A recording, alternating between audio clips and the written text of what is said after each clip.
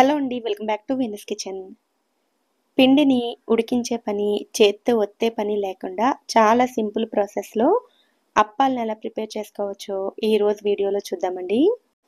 ఈ పద్ధతిలో చేసినట్లయితే మొదటిసారి చేస్తున్న వారైనా చాలా ఈజీగా ఎంత క్వాంటిటీ అప్పాలైనా సరే ఒక్కరే చేసేసుకోవచ్చు. మరి రెసిపీ కనుక నచ్చినట్లయితే ఒక లైక్ చేసి ఛానల్ని కూడా సబ్స్క్రైబ్ చేసుకోండి.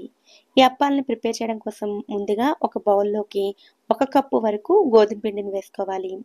ఇందులోకే అరకప్పు వరకు బియ్యం పిండిని కూడా వేసుకోవాలి. అన్నిటినీ ఒకే కప్పుతో కొలిచి తీసుకోండి, అప్పుడు అప్పాలు పర్ఫెక్ట్గా వస్తాయి.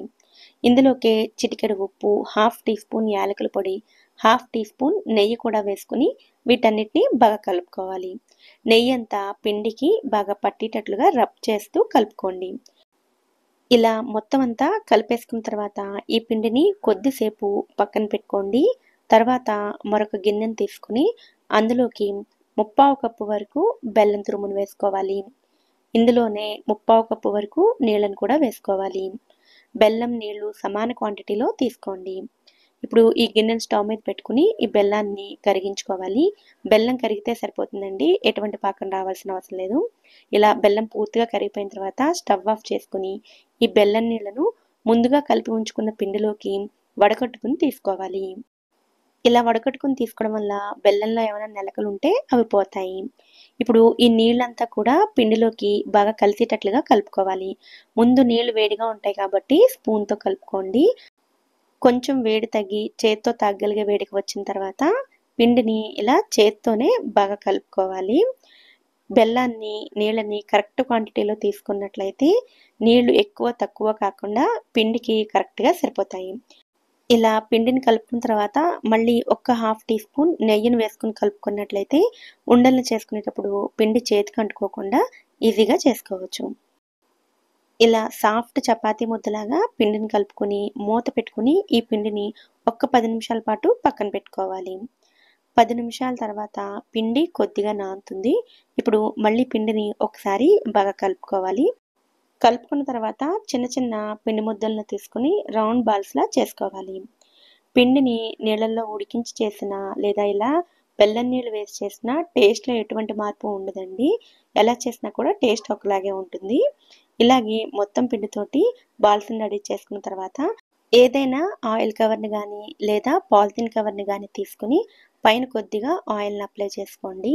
ఇలా ఆయిల్ని అప్లై చేసుకున్న తర్వాత ముందుగా రెడీ చేసుకున్న బాల్స్ని కవర్కి సరిపడా పెట్టుకుని మళ్ళీ పై భాగంలో కవర్తో క్లోజ్ చేసి అడుగు భాగంలో ఫ్లాట్గా ఉండే డబ్బాను తీసుకొని ఇలా వీడియోలో చూపిస్తున్నట్టుగా లైట్గా ప్రెస్ చేసుకోవాలి. మరీ పల్చగా కాకుండా కొంచెం మందంగా ఉండేటట్లుగా ఒత్తుకోవాలి. బాగా పల్చగా ఉన్నట్లయితే వీటిని ఆయిల్లో ఫ్రై చేసేటప్పుడు సరిగ్గా పొంగవండి.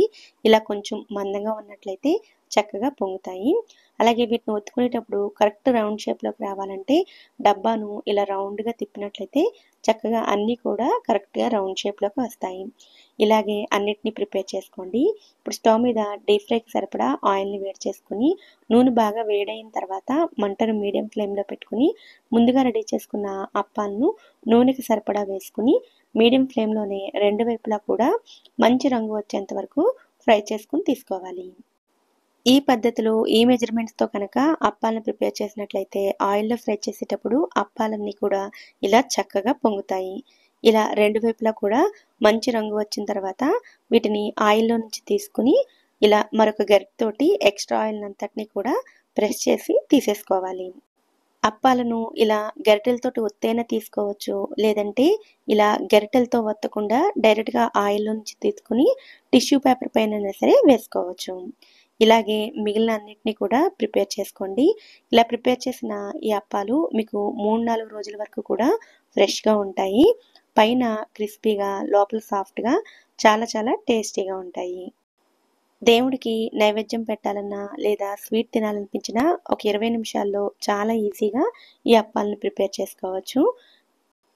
ఈసారి అప్పాలను చేసేటప్పుడు ఈ పద్ధతిలో మీరు కూడా ఒకసారి తప్పకుండా ట్రై చేయండి.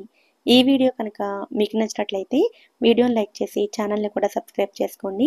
నోటిఫికేషన్స్ మిస్ అవ్వకుండా ఉండడం కోసం పక్కనే ఉండే బెల్ ఐకాన్ని కూడా యాక్టివేట్ చేసుకోండి. Thank you so much for watching.